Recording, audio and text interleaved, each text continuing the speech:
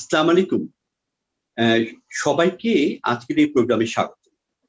আজকের প্রোগ্রামের যে উদ্দেশ্যটা, সেটা যে ট্রেনিং এর বিষয়টি যেটি আছে, এরকম যখন কার্ডিওলজির বিষয়ে কোনো কিছু ট্রেনিং হয়, COVID-19 রিলেটেড কার্ডিওভাস্কুলার ইনফেকশন কি আছে, the most important thing is যে স্পিকার যিনি আছেন উনি কেমন কমিউনিকেট করতে পারছেন। আমি খুব পাণ্ডিত্যপূর্ণ একটা লেকচার দিলাম, যেটা আমার শ্রোতা কিছুই গ্রহণ করতে পারলেন না, সেটা কিন্তু আসলে আমাদের পুরো প্রোগ্রামের উদ্দেশ্যটাকে বিফল করে দিবে। আবার যখন কোনো প্রেজেন্টার খুব চমৎকার ভাবে দর্শকের কাছে বুঝিয়ে বলার মতো করে সুন্দর করে সেটা প্রেজেন্ট করেন, স্বভাবতই সেটা প্রোগ্রামের সার্থকতা অনেকখানি বাড়িয়ে দেয়। আজকে যিনি প্রেজেন্ট করবেন অ্যাসোসিয়েট প্রফেসর মোহাম্মদুল্লাহ ফিরোজ, উনি ঢাকা মেডিকেলের অত্যন্ত ব্রাইট একজন স্টুডেন্ট, মেডিসিনে এফসিপিএস করা, কার্ডিওলজি এমডি করা, আমার দেখা ব্রাইট ছাত্র, ভার্সেটাইল কার্ডিওলজিস্টের মধ্যে he is one of them. এবং সে চমৎকার ভাবে সক্ষম যে কোনো বিষয়ে মনোগ্রাহী ভাবে, সহজ ভাবে, লোকজনের বোধগম্য ভাবে যে কোনো বক্তব্য উপস্থাপন করতে। I hope today he will not disappoint all of you, and you will be amazed how he present things. And he is also very accessible, so everybody and anybody can ask him questions. And I hope all of you enjoy it. And thank you, Eminent, thank you, Shaheen, for arranging such a beautiful program. Thank you, Professor Abdul Wadud Chaudhary, sir, my teacher, my mentor, and thank you, Dr. Shaheen. We'll try to make an interactive session so that you can participate in the session, and we can learn something from this session. I think you are working with this in this COVID pandemic with different hospitals, and you are facing different problems with hypertension and diabetes mellitus. I'll try to tell you about some patients. I will speak about some clinical situations, but I hope that your feedback, your queries, and your discussion will make this session more attractive and more fruitful. So we'll talk about COVID-19, hypertension and diabetes mellitus. And I'm Dr. Mohammedullah Firoz. So this is the scenario in Bangladesh at the moment. And if you look at these figures, the total number of deaths in our country till 17th June is around 13,399, somewhat more than 13,000. And the total death worldwide is around 38 lakhs, 3.85 million. So these are the figures.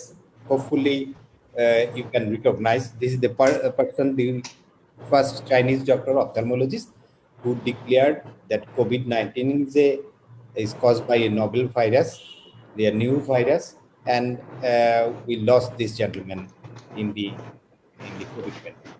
And this is the doctor, Dr. Moin, whom we lost as our first doctor in the COVID-5. And since then, we have lost more than 150 doctors in our COVID in Bangladesh. And our tribute to all these COVID fighters. So I am going to tell about 4 clinical scenarios, and there will be some questions. You can participate in these questions by sending the answers in the chat box, and that will make us understand that what you are thinking about these conditions and what should be done in ideal conditions. So this is a 40 years old IT person consulted over telemedicine. He measured his blood pressure at home over the last 4 weeks. It was 150 by 95 millimeter of mercury most of the time. He is scared of COVID situation around him, and he has got no history of diabetes mellitus. He is non-smoker, non-alcoholic, and he has got no family history of ischemic heart disease. He is scared of going to a diagnostic center or a hospital to do any pathological test. And how can you help him? And is this patient hypertensive? What is your answer? You think it is yes, you can answer A. You think he is not hypertensive, you can send B. And if you think he needs further evaluation, you can send C. I think Dr. Shine can activate the chat box and he can. So the second question is, does this gentleman needs lab investigations to determine the treatment strategy? And if you think yes, you can send A.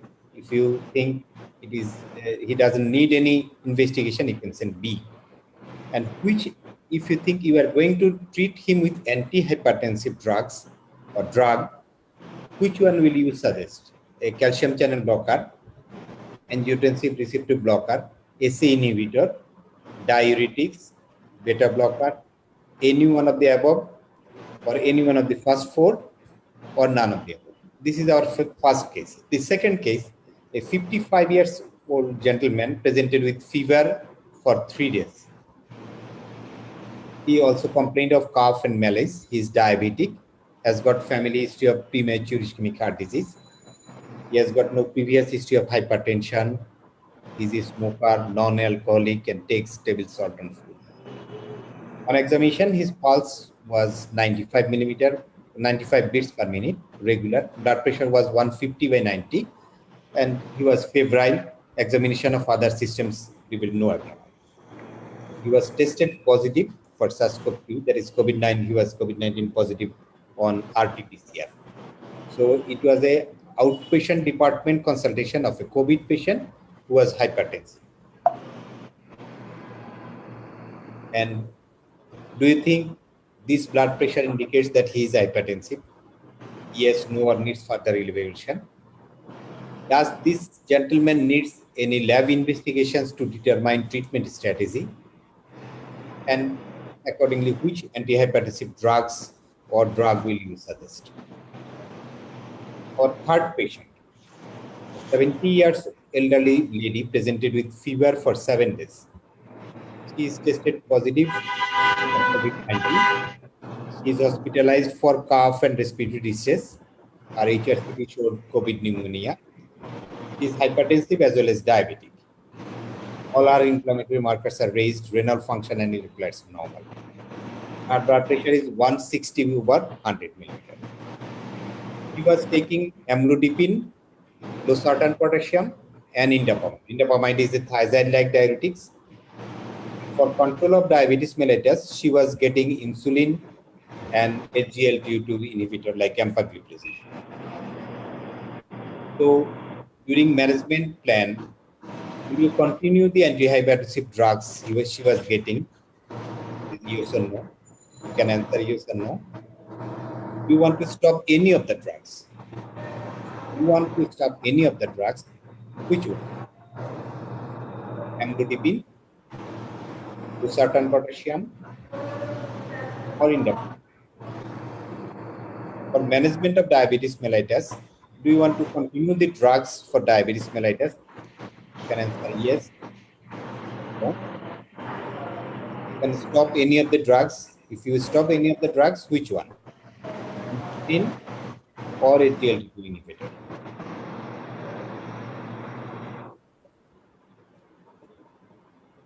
And this is the fourth patient, a 66-year gentleman presented in outpatient department with blood pressure of 155/95. He was complaining of fatigue, weakness, and cough. He also complains of chest discomfort on exertion. He has got recent history of hospitalization for COVID pneumonia. Before that, he was hypertensive and also diabetic. During hospitalization, he developed hypotension and his antihypertensive drugs were stopped. So this is a hypertensive patient, diabetic patient who suffered a COVID pneumonia recently, for which he was hospitalized. And during hospitalization, his antihypertensive drugs were stopped. Now, he again presented with 155/95 blood pressure. And which antihypertensive drug or drugs will you suggest? calcium channel blocker, angiotensin receptor blocker, AC inhibitor, diuretics, beta blocker, or any one of the above, any one of the first four, or none of them. So these are the questions you will face. Definitely, we'll discuss these situations. These are very common situations. Every medical graduate has to face these situations in their clinical practice at this very moment and also in the next few years. So the first thing when you face a patient with hypertension, suspected hypertension, the first thing you have to measure the blood pressure correctly. That was the slogan of World Hypertension Day this year. Measure your blood pressure accurately, control it, and live long. So when you will face a patient with hypertension or suspected hypertension or evaluation for hypertension, the first thing is blood pressure. And I think every one of you know how to measure a blood pressure. Just to refresh your memory, you should measure the blood pressure of a patient in a sitting posture with his back supported, foot on the ground, and hands on the table. To take a proper blood pressure measuring cup, and you should measure the blood pressure in both arms, and you should take precaution that this person doesn't smoke, take coffee, or exercise for at least 30 minutes before measuring the blood pressure, and he should relax at least for 3 to 5 minutes and then you can take the blood pressure. Try to take at least 3 measurements, 1 minute interval for a blood pressure, and use the average of the last 2 measurements for determining the actual blood pressure.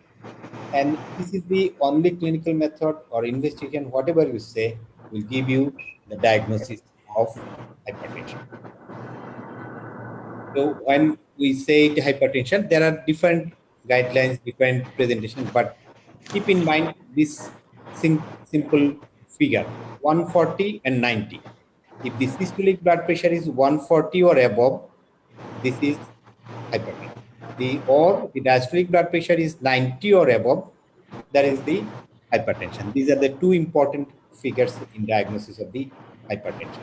You can classify it in different ways, but to say hypertension, these are the two important figures, 140 and 90. Definitely, there is a phenomenon or condition known as white coat hypertension. Many of the patients, when visit the doctor or go to the hospital, they become anxious and their blood pressure may become increased. For them, there are some recommendations of home blood pressure measurement. Ask the patients to measure blood pressure at home using a digital blood pressure measuring machine. And if the blood pressure at home on several locations is more than 135 or 85, that means this patient is hypertensive. So this is how you can diagnose a patient with hypertension. First case and second case, by taking these measures, you can diagnose whether this patient is hypertensive or not. If the patients are hypertensive, they need treatment. The patients with hypertensive patient needs investigations. Yes, there are some routine laboratory investigations which should be done for each and every hypertensive patients, like CBC, complete blood count including hemoglobin, blood sugar including HbA1c, serum lipid profile, serum electrolytes, serum creatinine, urine analysis, and a 12-DPCG. Some people also recommend about liver function test and serum TSH. These are the investigations need to treat a patient with hypertension perfectly. Why they are needed? Whenever you diagnose a patient with hypertension, you have to find out some other important factors like risk factors, cardiovascular risk factors of the patient, and whether this hypertension has done any damage to any part of the body, any of the organs of the body, especially kidney, brain, heart, and blood vessels. If a hypertensive patient has got risk factors for cardiovascular disease or hypertensive-related organ damage, then he will be in higher risk. The more the risk factors, the more higher is the risk. The more is the hypertensive-mediated organ damage, the higher is the risk. So this will help you to determine whether you should treat this patient or how urgent is the treatment. How can we treat these patients with hypertension? Like the first two patients of our discussion, they have got grade 1 hypertension. That is 140 to 159 systolic blood pressure, diastolic blood pressure 190 to 99. And by investigations, if we can prove that they are in high risk or very high risk, we should start pharmacological treatment for these patients. If they are at low risk, you can treat the patients by non-pharmacological measures. You can wait for up to 3 months. If the patient's blood pressure comes to normal, you don't need pharmacological treatment. But if it doesn't come back to normal, then you need pharmacological treatment. But in case of grade 2 or grade 3 hypertension, you need both the non-pharmacological treatment as well as pharmacological treatment. What should be the target of your patient's blood pressure? What should be the target in these patients? The target of the most of the patients is systolic blood pressure is between 120 and 130, and diastolic blood pressure between 70 to 79. This is the target in most of the patients. But in elderly patients, you can target the systolic blood pressure between 130 to 139. This is the target blood pressure for our patients. And this should be achieved gradually, usually within 3 months of starting the treatment. What are the drugs you should prescribe to a hypertensive patient? In most of the time, we start with a combination drugs. Unless and until the patient has got a grade 1 hypertension, he is a very low risk patient, or a patient who is elderly, very fragile, we don't try to bring the blood pressure down very rapidly. On that case, you can use a single drug as a starting one. In other cases, always try to start a combination of ACE inhibitor or ARB with CCB, that means calcium channel blocker, or diuretics. If it is not controlled by this combination, you can increase the dose of the drugs, you can add another drug. And this is how we bring the blood pressure to normal, to the target one. Now, why are we concerned about hypertension and diabetes mellitus in COVID era? Are the hypertensive patients more likely to get infected with SARS-CoV-2 or COVID infection? This is a study in the Chinese population published in New England Journal Medicine, April 2020. They have shown in all patients, hospitalized patient, the diabetic patient has incidence of diabetes mellitus is 7.4%, hypertension is 15%, which is similar to the general populations, which is similar to the prevalence in the general population. That means that the inference of the or conclusion of the study was that this hypertension and diabetes doesn't make the patients or persons to get infected more likely with COVID-19. তার মানে হচ্ছে so if a patient becomes hypertensive or diabetes, he will not be infected with SARS-CoV-2 infection more than the other patients, than the normal patients. This is also another study where they have shown that the hypertension and diabetes mellitus are not a risk factor for SARS-CoV-2 infections. But the important thing is this hypertension increases the mortality of the patients, of the COVID patients. So once the patient is infected with COVID infection, their mortality will be increased, severity of the COVID will be increased, there is increased chance of ARDS, there is increased chance of that this patient will end up in ICU care, the disease progression is more, and all these events will be more in patients who are hypertensive. What about the diabetes mellitus? This is a This is the flow chart. This is a chart or graph in patients with diabetes mellitus in United Kingdom. This is with the type 1 diabetes mellitus. This is the type 2 diabetes mellitus. This line, red line, this shows the mortality of the patients with diabetes mellitus in 2017 to 2019. This line shows the patients who died with diabetes mellitus without COVID infection. And this is the line which shows the diabetes mellitus with COVID infection.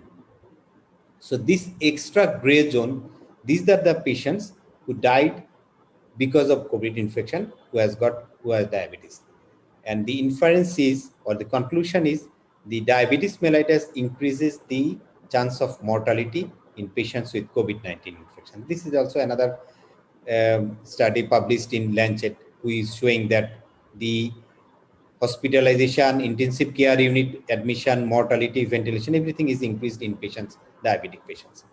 And this is a beautiful chart showing that hypertension increases the chance of hospitalization in COVID patients by 3 times. Diabetes mellitus also increases this chance by 3 times.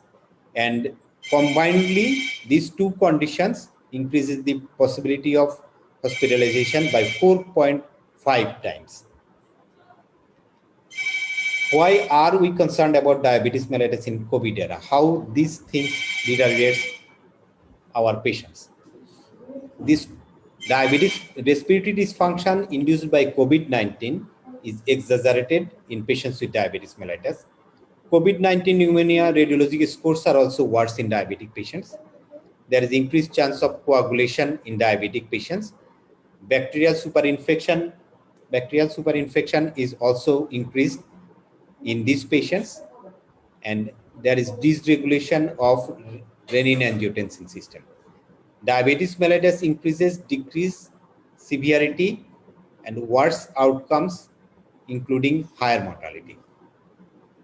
The higher the HbA1c of the patients with COVID-19, the worse is the prognosis of this patient, and this also increases the chance of diabetic ketoacidosis. This is a position statement by Bangladesh Endocrine Society. They also mentioned that this diabetes mellitus shows an abnormal immune response, increased inflammatory mediators, increased coagulability, and also dysregulation of the renin-angiotensin system. This renin-angiotensin system is also important in our hypertension management. This is the normal renin-angiotensin system, and this is the angiotensin converting enzyme inhibitors, where they prevent conversion of angiotensin 1 to angiotensin 2, and angiotensin receptor blockers, they also inhibit the action of the angiotensin 2. So the first concern with antihypertensive drugs like NC inhibitor and ARB was that these are the drugs which increases angiotensin converting enzyme 2 level in patients with COVID, So how they deteriorate the patient's condition? This angiotensin converting enzyme 2 is the agent or receptor through which the SARS-CoV-2 virus enters the pneumocytes and causes infection. So this make a very good concern that whether we should continue this ACE inhibitor or ARB in patients with hypertension. But later on, it was proved that this ACE inhibitor and ARB doesn't increase angiotensin converting enzyme 2 level in human being.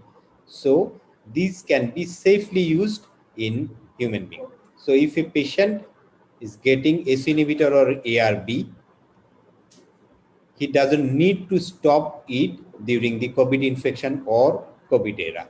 This was also proved in different studies published in different peer-reviewed journals, and they have shown that there is no difference between the using ACE inhibitor ARB or not. And some of the journals also mentioned that this ACE inhibitor and ARB reduces the COVID severity or improves the prognosis of the disease. So in case of, in this COVID era, for the treatment of hypertension, we should continue this ACE inhibitor and ARB also. Treatment of diabetic patients with COVID. what should be the treatment of the patient? What are the precautions you should take? You should ask the patient for frequent measurement of the blood glucose and ketone bodies if as necessary. And there are some evidence that insulin and DPP-4 inhibitors, that is gliptins, can be used safely in patients with diabetes mellitus with COVID-19. There are two important drugs like metformin or SGLT2 inhibitors, that is empagliflozin or dapagliflozin. These are the drugs should be stopped in patients with COVID-19. Why? Because this metformin and SGLT2 inhibitor can produce ketoacidosis. Especially the SGLT2 inhibitors can produce ketoacidosis in these patients. And there should be this blood glucose monitoring should be at least 4 times per day in these patients with COVID-19. What should be the target of blood glucose for these patients? The fasting blood glucose should be between 4.24 to 6.1, and the 2-hour blood pressure should be 6 to 7.8. This is the strict control, but in elderly patient or comorbid condition, you can give some relaxation for these targets. So this target is important because the worse the control of the diabetes mellitus, the worse will be the prognosis of the patients with COVID-19. Who are the patient should be hospitalized with diabetes mellitus and COVID patient. And when or in other words, when the diabetic patients with COVID-19 should be hospitalized. If the blood glucose level is more than 50 millimole per liter or 270 milligram per deciliter, if you get a ketone bodies in the urine, if the patient complains of excessive thirst, vomiting or diarrhea persists for more than 6 hours, if the patient is unable to take food or drinks for 6 hours, if there is rapid breathing, abdominal pain, reduced level of consciousness, or if there is coexisting serious comorbidities, then this patient should be hospitalized. And treatment of diabetic patient in hospitalized patient should be done by strict control of the diabetes mellitus. You should use insulin preferably, and the insulin should be given 4 hourly days preferably, and you should add a long-acting basal insulin along with the short-acting insulin. So whenever you hospitalize a patient with diabetes mellitus, try to give rapid-acting insulin at a 4 hourly dose. That will help to monitor the blood glucose level, and try to add a long-acting basal insulin along with the rapid-acting insulin. You can also continue with the oral hypoglycemic drugs, but you should not use SGLT2 inhibitors or metformin in patients with COVID pneumonia. And this is the management of the diabetic ketoacidosis. I think we should not go for too much for this, but one thing you should keep in mind: any COVID patients with diabetes mellitus, if complaints of respiratory distress, one of the possibilities complication of the COVID, but one of the important complication may be diabetic ketoacidosis. So each and every patients with COVID pneumonia and diabetes mellitus, if complaints of respiratory disease, you should exclude diabetic ketoacidosis. This is important, and there is some variation in regarding the management of the diabetic ketoacidosis in a normal patient and COVID patient. In case of COVID patient, you should reduce the amount of fluid volume. And this is the chart how we can tailor the oral hypoglycemic drugs. In the uninfected patients, you can use any drug. When the patient has got mild disease, try to stop SGLT2 inhibitors. And when he has got moderate disease or hospitalized, try to stop SGLT inhibitor as well as metformin and all these drugs. So in this COVID era, we have got different challenges, like the healthcare system follows that there is diversion of finances to fund COVID-19 response, disruption of the medical supply chains, cancellation of clinics, patients cannot visit the doctors in hospitals and other things, and there is social distancing protocols which limits the access to care. There are challenges from the providers, there are the challenges from the patient. what should we do in this condition? Where possible, continue patient visits if needed by a health. Patients should be counseled to promptly report any new or concerning cardiac symptoms or not delay evaluation for severe symptoms. Barriers to medication access should be reviewed. Physical activity of the patients should continue to be promoted with safe distancing for outdoor activities and recommendations for several opportunities. Emphasis on healthy lifestyle should be a healthy lifestyle practice. Adaptive strategies for cardiac rehabilitation should be implemented. In fact, in COVID era, we will face three waves. First wave by the COVID infection and all these deaths. Second wave because of deferring the emergency treatment, and third wave because of the disruption in the treatment of these non-communicable diseases like diabetes and mellitus and hypertension. So if you review the first case was a non-COVID patient who has got no COVID infection, and he was his blood pressure was 150/95. Definitely, this patient is hypertensive, and you should investigate this patient for risk stratification, and you should treat this patient with at least any of the 4 drugs, that is calcium channel blocker, ACE inhibitor, ARB, diuretics. These are the drugs this patient should be prescribed. The second question was a COVID patient who was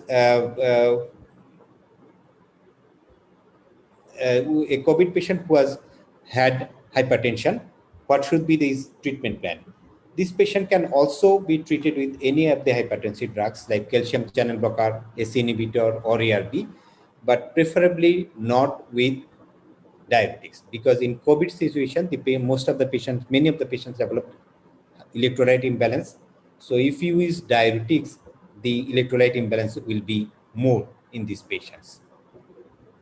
The third patient who had COVID with diabetes mellitus and respiratory distress, in these patients, you can use amlodipine, losartan potassium, but preferably stop these indapamide drugs, because this can produce hyponatremia and other electrolyte imbalances. And regarding the treatment of the diabetes mellitus, you should continue with the insulin, and you should stop these SGLT2 inhibitors, because this can produce ketoacidosis in these patients. Regarding the fourth patient, this patient had COVID infection. Now he is recovered from the COVID, but he has got cough, weakness, and fatigue. In this patient also, you can start with ACE inhibitor or ARB, as the patient is diabetic, and that will give you the better treatment for this patient. And the take-home message is hypertension and diabetes are the most common comorbidity in middle-aged and elderly adults affected by COVID. Diabetes mellitus and uncontrolled hypertension and hypertension-mediated organ damage are risk factors for worse prognosis. Diabetes mellitus and hypertension should be managed adequately in both COVID and non-COVID patients. Renin-angiotensin system inhibitors, that is ACE inhibitors and angiotensin receptor blockers, are safe and should not be discontinued for fear of an increased risk of COVID-19. The SGLT2 inhibitors and metformins and diuretics should be stopped only when the patient is infected with SARS-CoV-2. Hypertension and COVID may lead to long-term sequelae. So it needs further research, and the patients who have got hypertension, diabetes mellitus with COVID should be followed for their consequences. I think I can stop here. If you have got questions or if you want to make comments regarding this presentation, you can make comments either in the chat box or directly. আচ্ছা, আমরা একটা question পেয়েছি, what is the target blood glucose level of COVID-19 patient? এটা মনে হয় আমরা একটু আলোচনা করেছিলাম, আবার যদি একটু ক্লারিফাই করা হয়। জি, এই ব্লাড গ্লুকোজ লেভেল যেটা আছে কোভিড-19 এর জন্য আলাদা করে কোনো ব্লাড গ্লুকোজ লেভেল ওইভাবে রিকমেন্ড করা নাই। যেটা আছে আমরা নর্মাল পেশেন্ট বা ইউজুয়াল পেশেন্ট, নন কোভিড পেশেন্টদের ক্ষেত্রে যে ব্লাড গ্লুকোজ লেভেলটা আমরা রাখবো, যেমন in case of fasting blood sugar যদি আমি 5 to 6 মিলিমোল পার লিটার, অথবা আমি যদি পোস্টপ্যারান্ডিয়াল ব্লাড সুগার লেভেল যেটা আমরা রাখি সেই রকম একটা লেভেলে আমাদেরকে রাখতে হবে। যে এই পেশেন্টদের ক্ষেত্রে যদি ফাস্টিং ব্লাড গ্লুকোজ চিন্তা করি, খুব স্ট্রিক্ট কন্ট্রোল যদি করতে চাই সেক্ষেত্রে 4.5 থেকে 6 অথবা 5 to 6 রাখতে পারি। আর 2 আওয়ার পোস্টপ্যারান্ডিয়াল ব্লাড সুগার রাখতে হবে সেক্ষেত্রে 6 to 7.8। যদি কোনো পেশেন্টের এল্ডারলি পেশেন্ট থাকে, মাইল্ড টু মডারেট ইলনেস থাকে, সেক্ষেত্রে সাধারণত একটা হাইপোগ্লাইসিমিয়ার চান্স থাকে খুব বেশি। সেক্ষেত্রে এই ফাস্টিং ব্লাড গ্লুকোজটাকে আরেকটু রিল্যাক্সেশন করা হয় 6 to 7.8, অথবা যারা 2 আওয়ার্স পোস্টপ্যারান্ডিয়াল লেভেল যেটা আছে সেটা 7.8 থেকে 10 পর্যন্ত রাখা যায়।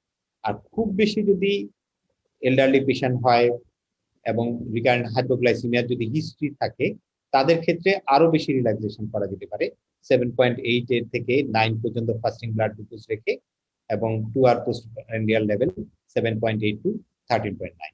কমনলি আমাদের দুইটা জিনিস মনে রাখতে হবে, যে ইউজুয়াল পেশেন্টদের ক্ষেত্রে 5 to 6 ফাস্টিং গ্লুকোজ, আর পোস্টপ্যারান্ডিয়াল ব্লাড গ্লুকোজ 6 to 7.8 বা 6 to 8 এই লেভেলটা রাখতে হবে। যারা এল্ডারলি পেশেন্ট থাকে, কোমরবিডিটি বেশি থাকে, হাইপোগ্লাইসিমিয়ার চান্স বেশি থাকে, তাদের ক্ষেত্রে ফাস্টিং ব্লাড সুগারটা 6 to 7.8 এবং এদের 2 hours postprandial blood sugar level 7.8 থেকে 10 পর্যন্ত রাখতে হবে।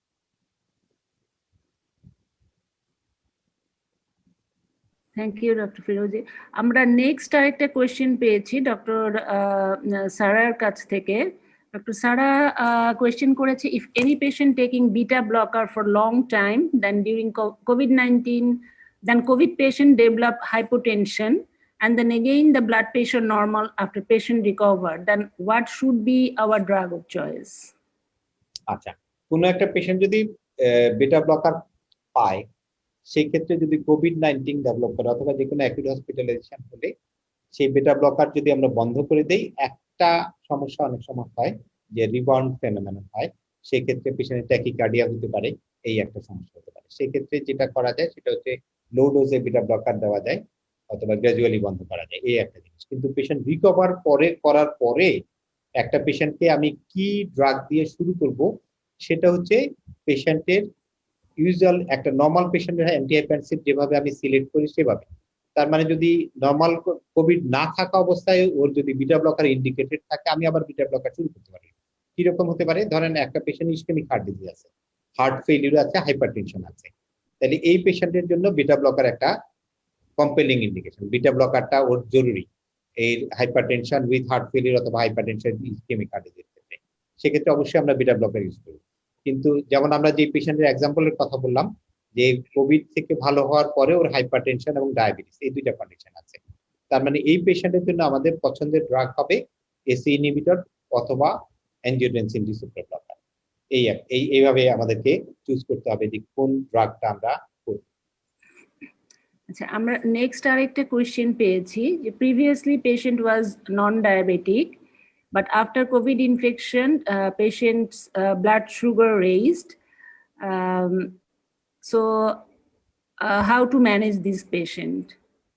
এটাও একটা কমন প্রবলেম হচ্ছে, সেটা হচ্ছে কোভিড এর সময় আমরা সাধারণত অনেক রকম ড্রাগ ইউজ করি। এর মধ্যে স্টেরয়েড একটা ইম্পর্টেন্ট ড্রাগ, যেটা অনেক সময় ব্লাড সুগার লেভেল বাড়ায়, অথবা যাদের ডায়াবেটিক থাকে তাদের ক্ষেত্রেও ডায়াবেটিসের কন্ট্রোলটা ইউজ করি আমরা এই স্টেরয়েডের জন্য। যদি কোনো পেশেন্টের আরো একটা ইম্পর্টেন্ট জিনিস আছে, সেটা হচ্ছে যে কোভিড ভাইরাসকে বলা হয় বেটা সেল ডিস্ট্রাকশন করে in pancreas, that reduces the insulin secretion and that can produce diabetes mellitus during COVID infection or after COVID infection. তাহলে এই পেশেন্টদেরকে আমরা কিভাবে ম্যানেজ করবো? এই পেশেন্ট যদি পেশেন্ট রিকভার করে যায়, তখন এই পেশেন্টকে আপনি ইনসুলিন দিয়ে ট্রিট করতে পারেন, ওরাল হাইপোগ্লাইসেমিক ড্রাগ দিয়ে ট্রিট করতে পারেন। ওরাল হাইপোগ্লাইসেমিকের মধ্যে try to avoid SGLT2 inhibitors, gliflozin যেটা আছে সেটা অ্যাভয়েড করতে হয়, কারণ এই পেশেন্টদের ক্ষেত্রে এই অ্যাকুট কন্ডিশনে যদি দেওয়া হয়, এই পেশেন্টদের পলিউরিয়া হবে, কিটোএসিডোসিসের একটা চান্স থাকে অলওয়েজ SGLT2 ইনহিবিটরের।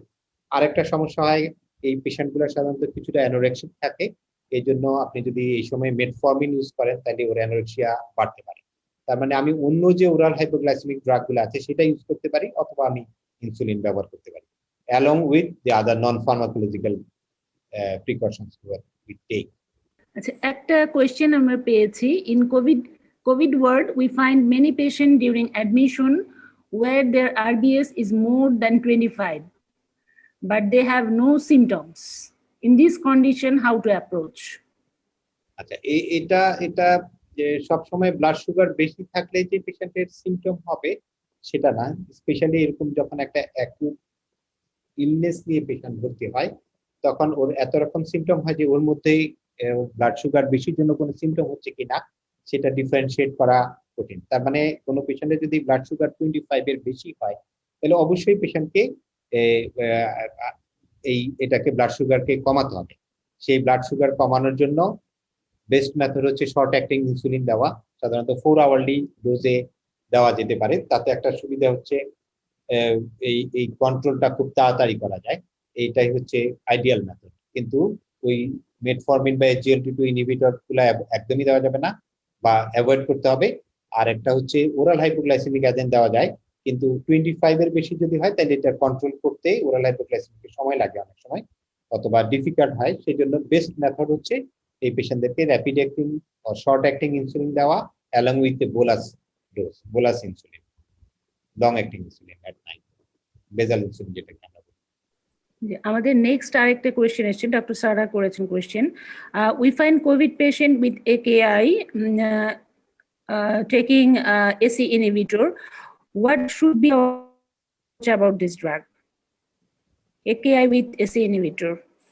এটা হচ্ছে এক নাম্বার যেটা বললাম যে এসি ইনহিবিটর বা এআরবি যদি কোনো পেশেন্ট আগে থেকে পায় ডিউরিং কোভিড ইনফেকশন, সেই এসি ইনহিবিটর বা এআরবি চেঞ্জ করার দরকার হয় না। এখন এসি ইনহিবিটরের কোনো পেশেন্ট যদি একেআই ডেভেলপ করে সেক্ষেত্রে কয়েকটা সমস্যা হতে পারে, যে একটা ACE inhibitor induced hyperkalemia along with AKI, সেটা একটা সমস্যা হয়। আর একটা হচ্ছে যে এসি ইনহিবিটর এআরবি কোনো পেশেন্টদের ক্ষেত্রে ক্রিয়েটিনিন লেভেল বাড়ায়, এটা একটা হতে পারে। তার মানে যদি আগে থেকে যদি সে এসি ইনহিবিটর বা এআরবি পায়, যদি হাইপারক্যালিমিয়া না থাকে তাহলে এটা কন্টিনিউ করা যাবে। কিন্তু যদি কোনো পেশেন্টের আগে থেকে পাচ্ছে না তাদের ক্ষেত্রে এসি ইনহিবিটর নতুন করে শুরু করার দরকার নেই। যারা আগে থেকে পাচ্ছিল তাদেরকে কন্টিনিউ করতে হবে, কিন্তু খেয়াল করতে হবে যে এসি ইনহিবিটরের জন্য তার হাইপারক্যালিমিয়া হচ্ছে কিনা। যদি হাইপারক্যালিমিয়া হয় সেটা অ্যাভয়েড করাই ভালো। আর যদি দেখা যায় যে না আগে থেকে পাচ্ছে না, সেক্ষেত্রে নতুন করে এসি ইনহিবিটর বা এআরবি একেআই পেশেন্টের ক্ষেত্রে ব্যবহার করা ঠিক হবে। আচ্ছা, একটা কোয়েশ্চেন করেছেন একজন, in hypertensive patient with blood pressure fluctuation follow up rules during post Covid. তার ব্লাড প্রেশার ওঠানামা করছে এরকম একজন হাইপারটেনসিভ পেশেন্টের, তার ফলো আপটা আসলে পোস্ট কোভিড পিরিয়ডে তার ফলো আপটা কিভাবে হবে? আচ্ছা, এটা এই পোস্ট কোভিড পেশেন্ট বা পোস্ট কোভিড পেশেন্টদের জন্য আলাদা করে কোনো রিকমেন্ডেশন ওইভাবে নাই, আলাদা করে আমরা ওইভাবে কিছু করার নাই। সাধারণত এই ব্লাড প্রেশার যেটা ফ্লাকচুয়েশন বলে, এটার জন্য মূল যে জিনিসটা আমরা দেখি সেটা হচ্ছে যে আমি অ্যান্টি হাইপারটেনসিভ ড্রাগ যেটা চুজ করি সেটা কেমন। সাধারণত যদি খুব short acting anti hypertensive drug use করা হয় তখন এই ফ্লাকচুয়েশনটা হয়। যদি লং অ্যাক্টিং ড্রাগ ইউজ করা হয় যেটা 24 আওয়ার্স কভার করে, সেই ড্রাগগুলোতে এই ফ্লাকচুয়েশন হওয়ার চান্স কম। সেই ক্ষেত্রে যে long acting calcium channel blocker যেমন অ্যামলোডিপিন আছে সেটা আমরা ব্যবহার করতে পারি, অথবা লং অ্যাক্টিং যে এসি ইনহিবিটর বা এআরবি আছে সেগুলা ব্যবহার করতে পারি শর্ট অ্যাক্টিং এর পরিবর্তে, তাতে এই ফ্লাকচুয়েশনটা কম হয়। আরেকটা যেটা পেশেন্টদের অনেক সময় ফ্লাকচুয়েশনের কথা বলে সেটা হচ্ছে অ্যাংজাইটি নিউরোসিসের জন্য, যে অনেক পেশেন্ট এই পোস্ট কোভিড এরিয়াতে অ্যাংজাইটি নিউরোসিসে ভোগে। যখন সে অ্যাংজাইটিতে হয়, প্যানিক ডিসঅর্ডারের হয় অনেকের, এই প্যানিক যখন হয় তখন হচ্ছে পেশেন্টের ব্লাড প্রেশার বাড়ে, প্যালপিটেশন হয়, এই সমস্যাগুলো হয়। এই কন্ডিশনগুলোতে এই সিম্প্যাথেটিক ওভারড্রাইভটাকে প্রিভেন্ট করার জন্য বেটা ব্লকার একটা ইম্পর্টেন্ট ড্রাগ হতে পারে। এই বেটা ব্লকার দিলে এই প্যানিক কন্ডিশনে বা এই অ্যাংজাইটি নিউরোসিস সময় যে ব্লাড প্রেশার বাড়া, প্যালপিটেশন হওয়া, ট্যাকিকার্ডিয়া হওয়া, এই জিনিসগুলো আমরা ঠেকাতে পারি। তার মানে দুইটা ইম্পর্টেন্ট জিনিস, একটা হচ্ছে লং অ্যাক্টিং ড্রাগ ব্যবহার করা যেটাতে পেশেন্টের এই সারাদিন 24 আওয়ার্স একটা ইউনিফর্ম ব্লাড প্রেশার মেনটেন করা যায় এক, 2 নম্বর হচ্ছে যদি কোনো পেশেন্টের এরকম অ্যাংজাইটি, প্যানিক ডিসঅর্ডার এগুলা থাকে, সেটার অ্যাংজিওলাইটিক বা প্যানিক ডিসঅর্ডার ট্রিটমেন্ট করা। এবং এই সমস্ত ক্ষেত্রে বেটা ব্লকার একটা ইম্পর্টেন্ট ড্রাগ। বেটা ব্লকার ইউজ করে এই অ্যাংজাইটির জন্য যে সিম্প্যাথেটিক ওভারড্রাইভ আছে সেটাকে কন্ট্রোল করা যেতে পারে। স্যার আসসালামু আলাইকুম। স্যার আমার একটা কোশ্চেন ছিল। স্যার আমরা হচ্ছে কোভিড ওয়ার্ডে অনেক সময় দেখা যায় যে স্যার মানে হার্ট ফেলিওরের পেশেন্ট যে মানে ক্রেভস আছে, ল্যাগিডিমা আছে এবং হচ্ছে তার ডিসনিয়া হচ্ছে, তার সাডেনলি হচ্ছে ডায়রিয়া ডেভেলপ করে এবং সেটা হচ্ছে ডিহাইড্রেশন, ভিজিবল ডিহাইড্রেশন হয়ে যায়। তো সেই ক্ষেত্রে আমরা যদি একটা পেশেন্টকে ম্যানেজ করতে চাই, আমাদের অ্যাপ্রোচটা কি হবে, মানে তখন ওই টাইমে আমাদের কি করার থাকবে? আচ্ছা, এই কন্ডিশন, এটা হচ্ছে দুইটা কন্ডিশন একসাথে হওয়া, যে একটা হার্ট ফেলিওরের পেশেন্টের যদি ডায়রিয়া হয়ে ডিহাইড্রেশন হয়, হাইপোটেনশন হয়, তখন কি করবো? এই ক্ষেত্রে আমরা হার্ট ফেলিওরের পেশেন্টের যে ড্রাগগুলা ইউজ করি, একটা হচ্ছে পেশেন্টের যে কারণে হার্ট ফেলিওর থাকে, তার মানে আন্ডারলাইং ডিজিজ কন্ডিশনের জন্য দেই একটা। 2 নম্বর হচ্ছে হার্ট ফেলিওরের অনেক পেশেন্টদের ফ্লুইড ওভারলোড থাকে, সেই ফ্লুইডটা কমানোর জন্য ডায়াবেটিক্স দেই। সেই পেশেন্টদেরকে আমরা কিছু ভেসোডাইলেটর দিই যেগুলো হাইপোটেনশন করে। কোনো পেশেন্টের যদি ডায়রিয়া হয়ে হাইপোটেনশন হয় এবং ডিহাইড্রেশন হয়, তার মানে হচ্ছে তখন ওই মুহূর্তের জন্য আমরা এই ডায়াবেটিক্স এবং ভেসোডাইলেটর বন্ধ রাখতে হবে। তার মানে অন্য যে ড্রাগগুলো আছে সেই ড্রাগগুলো ইউজ করা যাবে, কিন্তু ওই সময়টার জন্য ভেসোডাইলেটর এবং ডায়াবেটিক্স বন্ধ করতে হবে। যদি আমি ভেসোডাইলেটর এবং ডায়াবেটিক্স কন্টিনিউ করি, তাহলে পেশেন্টের আরো ডিহাইড্রেশন হবে, পেশেন্টের ব্লাড প্রেশার আরো কমে যাবে। সেই ক্ষেত্রে হাইড্রেশন, পেশেন্টের হাইড্রেশনটাকে নর্মালাইজ করা, সেটা হচ্ছে প্রথম কাজ। তারপরে পেশেন্টের ডায়রিয়া বন্ধ হওয়ার পরে আপনি আবার, যদি পেশেন্টের ফ্লুইড ওভারলোড থাকে, তখন আবার ডায়াবেটিক্স শুরু করতে পারেন। স্যার বন্ধ করবো তখন কি আমরা তাকে ফ্লুইড দিতে পারবো, মানে ওই টাইমে যদি তার ফ্লুইড লাগে, মানে আইভি? এটা ফ্লুইড অবশ্যই দিতে হবে, ফ্লুইড দিতে হবে, কিন্তু ফ্লুইড দেওয়ার সময় ওই জিনিসগুলা খেয়াল করতে হবে, যে পেশেন্টের হিমোডাইনামিক্স কেমন, যে পালস রেটটা, যেটা ডিহাইড্রেশন হলে, হাইপোটেনশন হলে যেটা হবে ট্যাকিকার্ডিয়া হবে, ট্যাকিকার্ডিয়াটা কমতেছে কিনা এটা একটা জিনিস, ব্লাড প্রেশারটা বাড়তেছে কিনা সেটা একটা জিনিস, যেটা আপনি যদি সম্ভব হয় জেবিপি দেখা, সেটা একটা জিনিস, যদি জেবিপিটা দেখে আমরা করতে পারি। তার চেয়ে বড় ইম্পর্টেন্ট জিনিস যেটা হচ্ছে লাংসে ক্রেপিটেশন দেখা। একদম এর চেয়ে আরেকটু সহজ জিনিস হচ্ছে পেশেন্টের শ্বাসকষ্ট ডেভেলপ করা, যেটা একদম গ্রস। পালস, ব্লাড প্রেশার আর বেজাল ক্রেপিটেশন, এই তিনটা হচ্ছে মনিটর করতে হবে। পেশেন্টের সিমটম হিসাবে রেসপিরেটরি সিস্টেম মনিটর করতে হবে। তার মানে আমি যে ফ্লুইড রিপ্লেসটা করব, ফ্লুইড রিপ্লেসমেন্টটা হচ্ছে কশাসলি করতে হবে, একবারে বেশি ফ্লুইড দেওয়া যাবে না। একবারে বেশি ফ্লুইড দিতে গেলে ওর হার্ট ফেলিউরটা এক্সারবেট করতে হবে। তার মানে গ্র্যাজুয়ালি করতে হবে এবং মনিটর করে এটা করতে হবে, যেটুকু মিনিমাম ফ্লুইড দেওয়া যায় সেটুকু দিয়ে করতে হবে। স্যার এখানে একটু অ্যাড করতে চাচ্ছিলাম যে ওর কি আসলে এখানে আউটপুটটা মেজারমেন্টও বোধহয় একটা ইম্পর্টেন্ট ফ্যাক্টর পেশেন্টের আউটপুটের সাথে, মানে ইউরিন আউটপুটটা দেখতে হয়, আদার আউটপুটটা। এটা যে কোনো ফ্লুইড ম্যানেজমেন্টের মধ্যেই, রিহাইড্রেশনের মধ্যে ওই জিনিসগুলাই সবই দেখতে হবে, pulse, blood pressure, JVP, basal crepitation এবং urine output. Minimum amount of fluid দিতে হবে যেন ফ্লুইড ওভারলোড হয়ে হার্ট ফেলিউরটা এক্সারবেট না করে। আরেকটা কোয়েশ্চেন এসেছে আমাদের, we suspect a COVID patient age 32 years, normotensive, non-diabetic, suddenly develop fatigue with irregular pulse. আচ্ছা, ECG ventricular bigeminy, rate 65 beat per minute without chest pain. What should be our approach? আচ্ছা, যেটা আপনারা জানেন যে Covid এর মধ্যে অনেকগুলো cardiovascular complication হতে পারে। এর মধ্যে হচ্ছে অ্যারিথমিয়া একটা কার্ডিওভাস্কুলার কমপ্লিকেশন। এটা একটা কারণ আছে, একটা হচ্ছে COVID itself can produce myocarditis, COVID can produce myocardial infarction, এই একটা জিনিস করতে পারে। আর একটা হচ্ছে কোভিড এর সময় আমরা যে ড্রাগস গুলা দেই সেটার জন্য হতে পারে বিভিন্ন রকম হাইপোক্সিমিয়া ডেভেলপ করে, সেগুলোর জন্য এই অ্যারিথমিয়া ডেভেলপ করতে পারে। ভেন্ট্রিকুলার বাইজেমিনি যেটা আছে সেটা হচ্ছে এই অ্যারিথমিয়ারই একটা অংশ। এই সমস্ত ক্ষেত্রে যেটা করতে হবে সেটা হচ্ছে সিম্প্যাথোমাইমেটিক কোনো ড্রাগস যদি থাকে সেগুলা মিনিমাইজ করার চেষ্টা করি। যেমন আমরা অনেক সময় অতিরিক্ত ডোজে ব্রঙ্কোডাইলেটর দিই, সেগুলা মিনিমাইজ করার চেষ্টা করতে হবে। হাইপোক্সিমিয়া থাকলে সেটা কারেকশন করতে হবে। আর এই ভেন্ট্রিকুলার বাইজেমিনি কমানোর জন্য যে ড্রাগটা আছে সেটা হচ্ছে বিটা ব্লকার। আমরা কার্বিডোলল ইউজ করতে পারি, বিসোপ্রোলল ইউজ করতে পারি। এই ড্রাগগুলো হচ্ছে ভেন্ট্রিকুলার বাইজেমিনি বা অ্যারিথমিয়া থেকে প্রোটেকশন দেওয়ার জন্য ড্রাগ। কিন্তু মনে রাখতে হবে যে আন্ডারলাইং কজ যেগুলো আছে সেগুলা করতে হবে। তার মানে সিম্প্যাথোমাইমেটিক ড্রাগস কমাতে হবে, হাইপোক্সেমিয়া ক্রাশ করতে হবে, বেটা ব্লকার ব্যবহার করা যাবে, আর মোর ইম্পর্টেন্টলি হচ্ছে এই পেশেন্টের কোনো কার্ডিয়াক কমপ্লিকেশন হয়েছে কিনা সেটা এক্সক্লুড করতে হবে, কোনো মায়োকার্ডিয়াল ইনফারকশন হয়েছে কিনা, মায়োকার্ডাইটিস ডেভেলপ করেছে কিনা, এই জিনিসগুলো এক্সক্লুড করতে হবে। যদি ওরকম কিছু থাকে তাহলে ওটা ট্রিটমেন্ট করতে হবে। আমার কাছে মনে হচ্ছে এই কোশ্চেন গুলো কিন্তু খুব ভালো হচ্ছে, জি স্যার। প্র্যাকটিক্যাল ইয়ে থেকে তো সবাই, আমি আরো এনকারেজ করবো সবাইকে যে যার যেটা এরকম প্রবলেম মনে হয় খোলা মনে কথা বলতে, তাহলে অনেক জিনিস ওদের কাছে ক্লিয়ার হয়ে যাবে। স্যার আমার একটা কোশ্চেন ছিল। জি বল। স্যার আমাদের হচ্ছে কোভিড ওয়ার্ডে যখন পেশেন্ট আসে মানে দেখা যায় যে সাসপেক্টেড পেশেন্টও পাঠানো হয়, তো দেখা যায় কার্ডিয়াক যদি কোনো প্রবলেম থাকে আমরা ইসিজি করে যদি কোনো ফাইন্ডিং পাই, মানে তখন আদার্স কোনো ইনভেস্টিগেশন না দেখে ইসিজি ফাইন্ডিং অনুযায়ী হচ্ছে আমরা হচ্ছে লোডিং ডোজ দিয়ে দিই, মানে চেস্ট পেন বা মানে এসিএস এর ট্রিটমেন্ট দিয়ে দিই। তো দেখা যায় ফার্দার যখন আমরা হচ্ছে পরীক্ষা করাই শুধু ট্রোপোনিন আই পর্যন্তই করাইতে পারি, কারণ যেহেতু সাসপেক্টেড থাকে তখন আমরা নর্মালি ওনাদের ইকো বা ফার্দার যে কার্ডিয়াক ইভালুয়েশন করা ওইগুলো করতে পারি না। তো আমরা যখন পেশেন্টটাকে ছুটি দিব তখন কি আমি আমার ওই ইসিজির ভিত্তিতেই হচ্ছে তার ওই যেটা এসএস এর ট্রিটমেন্ট গুলাকে আমি তাকে দিয়ে দিব, না ফার্দার ওনাকে হচ্ছে কার্ডিওলজির কাছে কনসাল্ট করতে বলবো?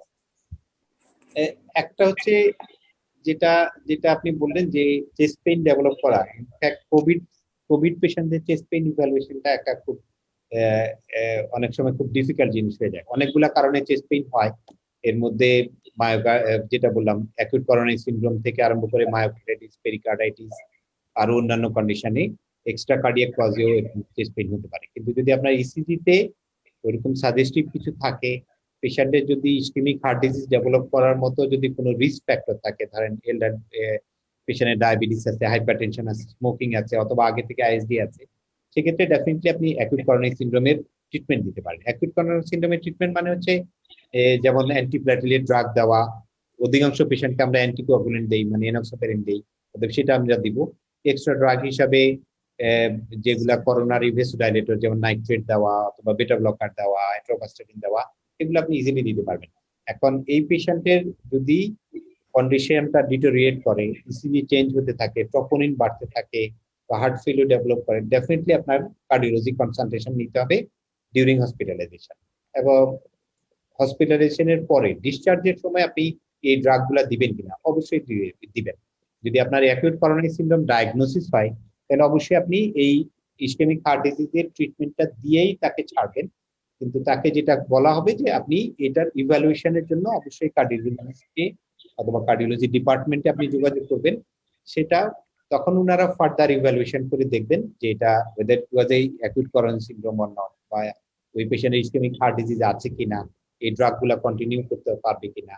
কারণ ওর ওর হসপিটাল থেকে ডিসচার্জের পরে ওর জন্য এই ইনভেস্টিগেশন গুলা হয়তো অনেক সহজ হয়ে যাবে করার। Thank you sir.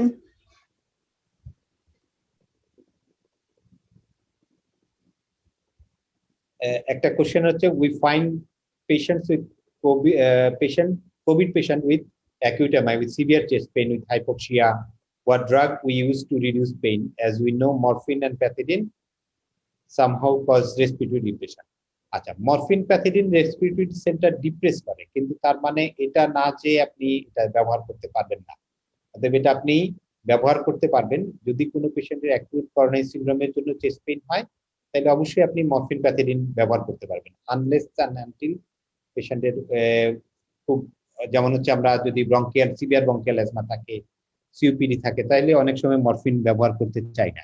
কিন্তু আপনার যদি অ্যাকিউট করোনারি সিনড্রোমে যদি চেস্ট পেইন থাকে তাহলে অবশ্যই আপনি মরফিন প্যাথিডিন ব্যবহার করতে পারবেন। এছাড়া যেগুলা করি আমরা সেটা হচ্ছে যে সাবলিঙ্গুয়াল নাইট্রেট স্প্রে দেওয়া, আইভি নাইট্রেট দেওয়া, এবং এই অ্যাকিউট করোনারি সিনড্রোম বা এমআই এর জন্য অন্য ড্রাগ যেগুলা দেওয়া হয়, অ্যান্টিকোয়াগুলেন্ট বা থ্রম্বোলাইটিক ড্রাগস, সেগুলা দেওয়া, সেটা দিয়ে এই পেশেন্টকে ট্রিট করতে হবে। যে করোনারি পারফিউশন বাড়ানো রাখবে, করোনারি পারফিউশন করলেও চেস্ট পেইন কমে যাবে, কিন্তু প্যাথিডিন মরফিন দেওয়া যাবে।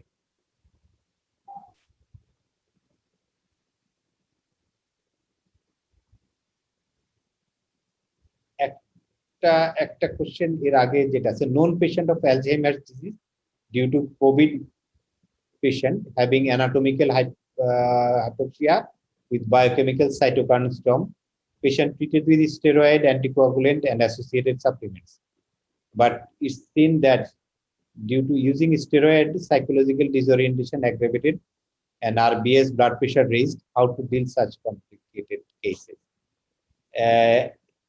Here I face the dilemma to continue steroid or stop. একটা হচ্ছে যেটা যে স্টেরয়েড যেটা এখন দেখায়, আপনারা জানেন যে কোভিড ট্রিটমেন্টের জন্য যে ড্রাগগুলা মরবিডিটি মর্টালিটি চেঞ্জ করা হয় করে, এর মধ্যে একটা প্রোভেন ড্রাগ হচ্ছে স্টেরয়েড। তার মানে পেশেন্টের আপনি মরবিডিটি মর্টালিটি চেঞ্জ করতে হলে আপনাকে স্টেরয়েড যে কন্ডিশন গুলাতে রিকমেন্ডেড সেগুলাতে অবশ্যই ব্যবহার করতে হবে। কিন্তু এটার কিছু কমপ্লিকেশন আছে, যেটা আমরা একটু আগেও বলছি, যে ডায়াবেটিস মেলাইটাস আনকন্ট্রোল করতে পারে। ইভেন পেশেন্টের যদি হাইপারটেনশন থাকে, হাইপারটেনশন বাড়তে পারে। হার্ট ফেলিয়ার যদি থাকে সেটা অ্যাগ্রাভেট করতে পারে। বিভিন্ন রকম সুপার অ্যাডেড ইনফেকশন থাকতে পারে।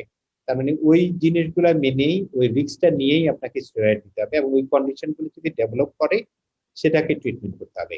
যদি আপনার ডায়াবেটিস আনকন্ট্রোল হয় তাহলে আপনার ইনসুলিনের ডোজ বা হাইপোগ্লাইসেমিক এজেন্ট যারা আছে এগুলোর ডোজ বাড়াতে হবে, অ্যান্টি হাইপারটেনসিভ ডোজ বাড়াতে হবে। মনে রাখতে হবে আমরা স্টেরয়েড কিন্তু খুব লম্বা সময় যে দেই সেরকম না। অর্থাৎ এই সময়, যে সময়টার জন্য আমরা স্টেরয়েড দিই সেই সময়ের জন্য এই ড্রাগগুলোর ডোজ বাড়াতে পারি। তারপরে যখন স্টেরয়েড বন্ধ করবেন আপনি, তখন অটোমেটিকলি ওর ব্লাড সুগার কমে আসবে, অন্যান্য কমপ্লিকেশন যেটা সেটা কমে আসবে। আর আরেকটা যেটা সাইকোলজিক্যাল প্রবলেমের কথা বলছেন, অ্যালঝাইমার ডিজিজ, সেটা তো আলাদা জিনিস, সেটা আলাদা ট্রিটমেন্ট করতে হবে। অনেক পেশেন্টেরই যদি আগে থেকে সাইকোলজিক্যাল কিছু নাও থাকে, তাও হচ্ছে অনেক পেশেন্টের প্যানিক ডিসঅর্ডার হয়, অ্যাংজাইটি নিউরোসিস হয়, ডিপ্রেসিভ ইলনেস হয়। এগুলার তো অবশ্যই একটা সাইকিয়াট্রিক কনসালটেশনের প্রয়োজন হয়, সেটা করতে হবে। ইনফ্যাক্ট যেহেতু কোভিড হচ্ছে অলমোস্ট এনি ডিসিপ্লিনের ইনভলভমেন্ট হতে পারে, আপনার স্কিন থেকে আরম্ভ করে psychological, neurological, cardiac, respiratory, renal সব ডিজিজই করতে পারে, এন্ডোক্রাইন। অর্থাৎ এটাতে মোস্ট অফ দ্য টাইম হচ্ছে মাল্টিডিসিপ্লিনারি অ্যাপ্রোচের প্রয়োজন হয়। মাল্টিডিসিপ্লিনারি অ্যাপ্রোচের মাধ্যমেই এই ট্রিটমেন্টটা করতে হবে। যে একটা কোয়েশ্চেন অবশ্য মাঝখানে আমরা মিস করেছি, ওটা একজন করেছিল যে একজন নন diabetic patient, he has been suffering from COVID for 7 days now and his diabetes is not reducing, ওর ব্লাড সুগারটা 20 নিচে রিডিউস হচ্ছে না even with insulin, that what can be done right now? আপনার ডায়াবেটিস ট্রিটমেন্টের জন্য তো আপনার একটাই জিনিস, তাই না? আপনার হচ্ছে ওর ইনসুলিন ইউজ করা, হাইপোগ্লাইসেমিক এজেন্ট ইউজ করা, এটাই একটা জিনিস। ইনসুলিন দিয়ে ট্রিটমেন্ট কমবে না সেটা না, ইনসুলিনের ডোজটা হয়তো আপনাকে বাড়াতে হবে। আর যেটা বললাম যে কিছু কিছু ড্রাগে ওর ব্লাড সুগার বাড়ে, স্পেশালি স্টেরয়েড। স্টেরয়েডের ইউজটা যদি আপনি শর্ট করতে পারেন, ডিউরেশনটা শর্ট করতে পারেন, তাহলে হয়তো ট্রিটমেন্টটা অনেক তাড়াতাড়ি হয়ে যাবে। কিন্তু আমার মনে হয় ইনসুলিন বাড়ালে এটা একদম কন্ট্রোল হবে না সেটা না। এটা ইনসুলিন আপনি যদি সাবকিউটেনিয়াসলি দিয়ে ইন্টারমিডিয়েট ডোজে না পান, সেক্ষেত্রে আপনি ইনসুলিন ইনফিউশন ট্রাই করতে পারেন। ইনসুলিন ইনফিউশন ট্রাই করলে অনেক সময় আরো হায়ার ডোজে দেওয়া যাবে, সেই ক্ষেত্রে আপনি এটা করতে পারেন। আর যেটা বলছিলাম যে দুইভাবে দেওয়া যায়, একটা হচ্ছে বেজাল বোলাস ডোজ, যেটা সেটা একটা হাই ডোজে দেওয়া, আর সাথে হচ্ছে শর্ট অ্যাক্টিং ইনসুলিনটা দেওয়া। শর্ট দুইটার কম্বিনেশন যদি দেয় তখন হচ্ছে আপনার কন্ট্রোল করাটা অনেক সহজ হয়ে আসে। আপনার যদি একটু লাস্ট কিছু কনক্লুডিং 2-3টা খুব ইম্পর্টেন্ট জিনিস আমি একটু বলবো হাইলাইট করতে আমাদের আজকের পার্টিসিপেন্টদের জন্য। যেটা কয়েকটা জিনিস আমি বলার চেষ্টা করেছি, সেটা হচ্ছে যে এই কমন কন্ডিশন গুলা আমাদের সবাইকে ফেস করতে হয়। যে কয়টা জিনিস খেয়াল করতে হবে, যে কোভিড সিচুয়েশনে যারা হাইপারটেনসিভ ডায়াবেটিক আছে তাদের এই হাইপারটেনশন এবং ডায়াবেটিসটাকে কন্ট্রোল করতে হবে, ওয়েল কন্ট্রোল করতে হবে। কারণ হচ্ছে এই পেশেন্টদের ক্ষেত্রে যদি কোভিড ইনফেকশন হয় তাহলে পেশেন্টের প্রগনোসিসটা ওয়ার্স হবে, তার মানে ওর মরবিডিটি মর্টালিটি বেশি হয়ে যাবে। তাহলে each and every hypertensive and diabetic patient should be treated adequately to get their control perfectly. ওদের কন্ট্রোল পারফেক্ট করতে হবে। অনেক সময় পেশেন্টদের কিছুটা ইনার্শিয়া থাকে, হসপিটালে না যাওয়া, ডাক্তারদের কাছে না যাওয়া। ডাক্তারদেরও কিছু ইনার্শিয়া আছে যে পেশেন্টকে ঠিক মতো এক্সামিন না করার ব্যাপারে এই একটা অনেক সময় হয়। এই জিনিসগুলো ওভারকাম করতে হবে, 1 নম্বর। 2 নম্বর হচ্ছে অনেক পেশেন্টদের ক্ষেত্রে এই কোভিড পিরিয়ডে লাইফস্টাইলের মডিফিকেশন করতে হয়, লাইফস্টাইল চেঞ্জ হয়ে যায়। যেমন হচ্ছে ফিজিক্যাল অ্যাক্টিভিটি কমে যায়, ফুড হ্যাবিট চেঞ্জ হয়ে যায়, তাহলে এই জিনিসগুলাও পেশেন্টদেরকে বলতে হবে যে পেশেন্টের ফিজিক্যাল অ্যাক্টিভিটি মেনটেন করা, কন্টিনিউ করা এবং পেশেন্টের ফুড হ্যাবিট কারেকশন করা, এইটার মাধ্যমে ও একটা ওয়েল কন্ট্রোল করতে হবে। যদি কোনো পেশেন্টের ডেভেলপ করে যায়, কোভিড ইনফেকশন হয়, তখন মনে রাখতে হবে যে এদের প্রগনোসিসটা ওয়ার্স হয়, তার মানে এটার প্রতি আপনার অ্যাটেনশন দিতে হবে বেশি। আপনার রিস্ক ফ্যাক্টর গুলো ইভ্যালুয়েশন করা, কোনো সিমটম হলে সেটাকে ইভ্যালুয়েট করা, আপনি কখন পেশেন্টকে হসপিটালাইজ করবেন সেটা পেশেন্টকে বলে দেওয়া এবং আপনার নিজে ঠিক করা যে কখন হসপিটালাইজ করবেন। এবং ড্রাগ ব্যবহার করার ক্ষেত্রে অ্যান্টিহাইপারটেনসিভ ড্রাগ অলমোস্ট আমরা যে কোনো অ্যান্টিহাইপারটেনসিভ ড্রাগ ইউজ করতে কন্টিনিউ করতে পারি, শুধুমাত্র ডায়াবেটিক্স এর ব্যাপারে বলা হয় যে হাইপোনেট্রিমিয়া হতে পারে, ইলেকট্রোলাইট ইমব্যালেন্স, এটা খেয়াল রাখতে হবে। হাইপোগ্লাইসেমিক এজেন্ট বা অ্যান্টি ডায়াবেটিক এজেন্টের মধ্যে যে কোনো আপনি ওষুধই কন্টিনিউ করতে পারবেন, যেটা খেয়াল করতে হবে যে SGLT2 ইনহিবিটরটা শুধু বন্ধ করে রাখা দরকার হয়, কারণ এই পেশেন্টরা এই ড্রাগটার কিটোএসিডোসিস ডেভেলপ করার পসিবিলিটি অনেক বেশি থাকে, এটা অবশ্যই বন্ধ করে দিবেন। মেটফরমিনের ব্যাপারে প্লাস মাইনাস অনেক কিছু থাকে, বেটার হচ্ছে মেটফরমিনটা বন্ধ করে রাখা আর বাকি ড্রাগগুলো চালিয়ে যাওয়া। এটা হচ্ছে ইম্পর্টেন্ট জিনিস। এবং এই কোভিড এর সময় হাইপারটেনশন এবং ডায়াবেটিস মেলাইটিসের যে কন্ট্রোল, এটা খুবই ডিসরাপ্টেড হয়, অনেক ড্রাগ চেঞ্জ হয়ে যায়। পোস্ট কোভিড সময়ে এটাকে আবার ফলো আপ করতে হবে, ইভ্যালুয়েশন করতে হবে এবং এটা প্রপার কন্ট্রোল করতে হবে। কারণ হচ্ছে এটা যদি প্রপার কন্ট্রোল না করা যায় তাহলে পরবর্তীতে এই হাইপারটেনশন এবং ডায়াবেটিসেরও বিভিন্ন রকম কমপ্লিকেশন দেখা দেয়। সেকেন্ড ওয়েভটা আমরা ফলো করতে, তার মানে কোভিড থেকে সে ভালো হয়ে গেল, কিন্তু ওই রিস্ক ফ্যাক্টরের কমপ্লিকেশনের জন্য অনেক পেশেন্ট খারাপ হয়ে যায়, সেটা হতে দেওয়া যাবে না। আমার মানে এই কয়টা জিনিস প্রিন্সিপাল যদি মনে রাখা যায় তাহলে ট্রিটমেন্ট করা সহজ হবে। ধন্যবাদ আপনাদের সবাইকে। আমার মনে হয় যে আমার যেটা প্রাইমারি থাকে উদ্দেশ্য ছিল যেন আজকের সেশনটা ইন্টারেক্টিভ হয়, শেষে কিন্তু সেই জিনিসটাই চমৎকার ভাবে হয়েছে। দ্বিতীয় যে জিনিসটা ছিল যে হ্যান্ডস অন প্রবলেম গুলো আমরা হ্যান্ডস অন কিভাবে ম্যানেজ করব সেটা দিয়ে যেন আমাদের কথাবার্তা হয়, সেটাও হয়েছে। সবাইকে আবারও বলছি, প্লিজ ডোন্ট বি থিওরিটিক্যাল। আমার যে রিসোর্স আছে, আমার যে প্রবলেম আছে, সেটা নিয়ে আমি কিভাবে সমস্যার সমাধান করব, তাতেই কিন্তু আমি রোগীকে ভালো করতে পারবো, তাকে সেফ রাখতে পারবো। আর বি লজিক্যাল। আমরা কিছু কিছু জিনিস ওভার ইউজ করছি, তার একটা হলো steroid. Be careful about it. এটা শুধু ওই যে মিউকোরমাইকোসিস ফাঙ্গাল ইনফেকশনের কথা যেটা ভয় পাচ্ছে সবাই, সেটা না। যেটা ফিরোজ বারবার বলছিল যে ডায়াবেটিস আনকন্ট্রোল হয়ে যায়, ওষুধগুলো সব চেঞ্জ হয়ে যায়, তাতে যে প্রবলেম হয় সেটা খেয়াল রাখতে হবে। কার্ডিয়াক পেশেন্টের প্রেক্ষিতে আমাদের কিন্তু অবজারভেশন হলো যে দিস পেশেন্ট অ্যাকসেপ্ট অ্যান্টিহাইপারটেনসিভের ডোজ হয়তো একটা অ্যাডজাস্ট করতে হতে পারে, কিন্তু গ্রস চেঞ্জ করার প্রয়োজন নেই। এবং আমাদের অবজারভেশন একটা গ্রস অবজারভেশন, এটা ঠিক কোন স্টাডির ইয়েতে আমি বলতে পারবো না। সেটা হলো যে যারা আমাদের যে পেশেন্ট গুলা প্রসিডিউর করা আছে, স্ট্যান্টিং করা আছে, ডুয়েল অ্যান্টিপ্লেটেড পাচ্ছে, এসি ইনহিবিটর পাচ্ছে, স্টাটিন পাচ্ছে, এই পেশেন্ট গুলো কিন্তু কোভিড হচ্ছে, তাদের যদি এন্ড অর্গান ডিসফাংশন না থাকে তারা কিন্তু খারাপ হচ্ছে না, মাইল্ড মডারেট ডিজিজ হয়, দিব্যি ভালো হয়ে যাচ্ছে। এটা কিন্তু খুব বেশি চোখে পড়ছে। এত এত পেশেন্ট আমরা স্ট্যান্টিং করে দিচ্ছি, বাইপাস করে দিচ্ছি, আমাদের রুগীগুলো কিন্তু হওয়ার পরও খারাপ হচ্ছে না, দিব্যি ঘরে থেকে অথবা মাইল্ড একটুখানি হসপিটাল ভর্তি হলো অবজারভেশনের জন্য হাই রিস্ক থেকে, কিন্তু কিছুই করা লাগছে না। তার মানে যদি ওষুধগুলো কন্টিনিউ করা হয়, it is giving some sort of protection, কারণ তারা অ্যান্টিপ্লেটলেট পাচ্ছে, এন্ডোথেলিয়াল ডিসফাংশন যেখানে হয় সেটাকে তারা বন্ধ করে রাখছে, সেটা এগুলো হচ্ছে। স্টেরয়েডের ব্যাপারটা খুব ইম্পর্টেন্ট কি, যে আমরা কিন্তু খেয়াল করা উচিত কাকে দেব কাকে দেব না, এবং এটা খুব আর্লি ব্যবহার করব না, খুব লম্বা সময় কন্টিনিউ করব না। কাকে কন্টিনিউ করব? যাকে লাং ইনভলভমেন্ট অনেক বেশি, তার হয়তো লাং ফাইব্রোসিস আক্রমণের জন্য আমরা এটা দিতে পারি। একটা আলোচনা হয় নাই, যেটা হওয়া উচিত আমার মনে হয় কোন এক সময়ে, এই যে ইনডিসক্রিমিনেট হাই ফ্লো অক্সিজেন দেওয়া উচিত না। আমার খেয়াল করেন অ্যাকিউট হার্ট অ্যাটাকের পরে 90% এর নিচে স্যাচুরেশন থাকলে তাহলে শুধুমাত্র অক্সিজেন দিতে বলে। যেখানে মানুষ মৃত্যুর আশঙ্কা 10 to 20%, সেখানে আমি বলছি যে 90% নিচে না নিলে অক্সিজেন দিও না।